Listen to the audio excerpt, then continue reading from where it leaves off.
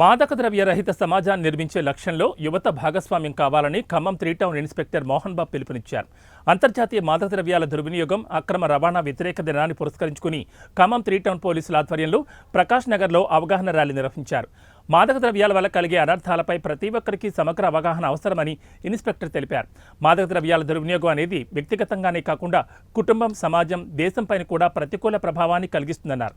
తల్లిదండ్రులు ఇచ్చిన స్వేచ్ఛను విద్యార్థులు దుర్వినియోగం చేసుకోకుండా నైతిక విలువలు అలవర్చుకుని ఉజ్వల భవిష్యత్తుకు పునాది వేయాలని సూచించారు. Say no to drugs. Say no to drugs. Say no to alcohol. Say no to alcohol.